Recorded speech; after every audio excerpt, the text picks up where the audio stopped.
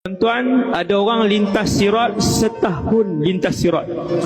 Dua, ada orang lintas sirat 10 tahun gila di atas sirat. Ada orang lintas sirat 100 tahun. Siapa yang lintas sirat? Orang kafir lintas tak sirat? Tak lintas. Hanya orang Islam melintasi titian sirat, termasuk munafik, termasuk fasik, termasuk orang Islam, dosanya banyak, pahalanya sikit. Termasuk orang Islam, pahalanya banyak, dosanya sikit. Saya sebut, manusia pertama yang melintas titian sirat adalah Rasulullah sallallahu alaihi wasallam. Siapa di belakang Nabi? Di belakang Nabi adalah VVIP, umat Nabi Muhammad sallallahu alaihi wasallam. Wajah mereka seperti bulan yang mengambang, cahaya yang begitu terang benderang.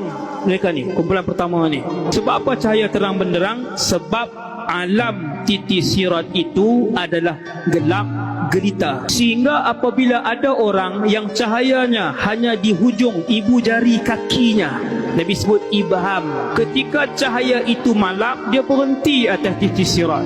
Sebab dia tak tahu nak ke mana. Kalau salah jalan, jatuh ke bawah, masuk ke dalam neraka Jahannam. Api neraka Jahannam, Ustaz, takkan tak cerah? Api neraka Jahannam warnanya hitam. Setelah ia merah berapa ribu tahun, ia hijau ia biru berapa ribu tahun, ia putih berapa ribu tahun, saya tak ingat warna-warna tu. Akhirnya warna neraka Jahannam sudah tidak boleh dipanaskan lagi dan warnanya hitam. Walaupun titi sirat itu dibentangkan di atas neraka Jahannam, disebabkan neraka Jahannam itu gelap gelita, titi sirat itu juga gelap gelita. Hanya cahaya yang dibekalkan oleh Allah Subhanahu wa taala sahaja, mengikut kadar iman masing-masing. Kumpulan pertama yang naik atas titi sirat, VVIP umat Nabi Muhammad. Wahai Allah, jadikan kami semua malam ni VVIP umat Nabi Muhammad. Muliakan kami semua menjadi orang yang tidak ditimbang amalan mereka pada hari mahsyar nanti. Amin ya Allah. Yang duduk belakang Nabi semua VVIP. Sayyidina Abu Bakar sudah pasti nombor 1. Umar susun, ramai. Ada riwayat sebut 70,000, ada riwayat sebut lebih daripada tu. Jangan risau, lebih daripada bilangan itu. Cahaya mereka tak payah tanya banyak mana, sebanyak mana bulan mengambang, begitulah cahaya untuk setiap orang. Kelajuan mereka seperti kilat, 1 saat saja. VVIP seperti kilat yang laju. Nombor 2 seperti angin yang kencang. Nombor 3 seperti burung yang meluncur laju. Nombor 4 seperti kuda yang pantas bergerak.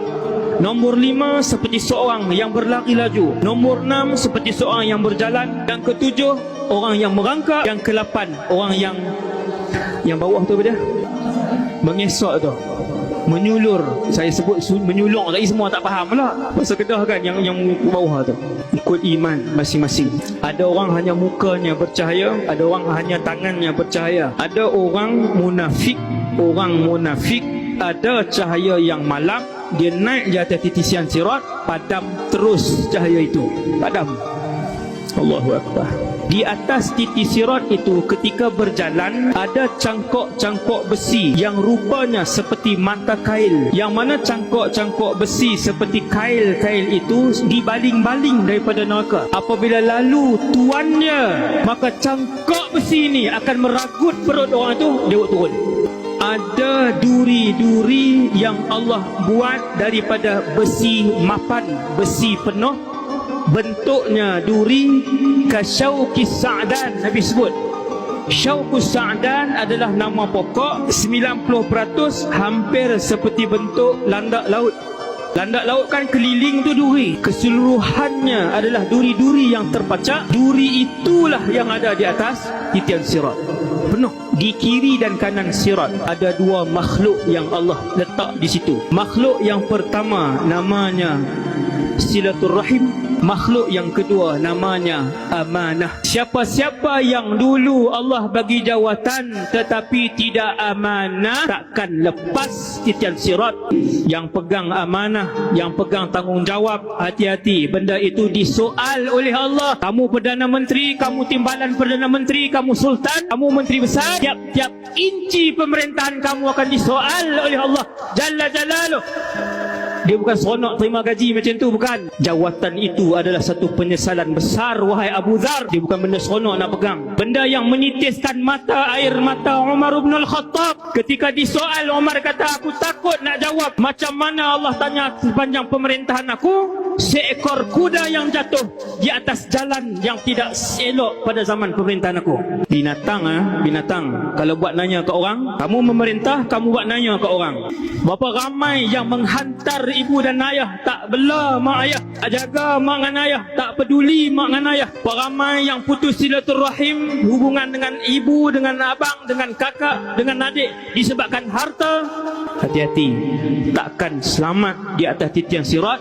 Mesti jatuh, mesti jatuh.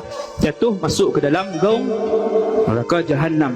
Sampai di hujung sekali ada satu parit besar, Nabi namakan Qantarah. Nak masuk syurga dah habis dah titian sirat. Ada lagi parit. Di dalam parit itulah semua manusia masing-masing akan dihukum di antara satu sama lain. Dia ni ambil hak siapa, dia ni ambil hak siapa, diselesaikan di situ sehinggalah habis. Tak ada dah dosa dengan manusia, tak ada dah dosa dengan Allah. Yang masuk dalam Qantarah ni parit besar ini, kata para ulama, mereka yang mesti akan masuk syurga. Tu pun Allah nak bersihkan dulu habis-habisan. Tidak ada sebesar zarrah pun kebencian di dalam hatinya. Tidak ada sebesar zarrah pun dengki di dalam hatinya. Tidak ada sebesar zarrah pun bongkak di dalam hatinya. Baru masuk syurga. InsyaAllah kita doakan kita semua masuk syurga bersama dengan Rasulullah sallallahu alaihi wasallam.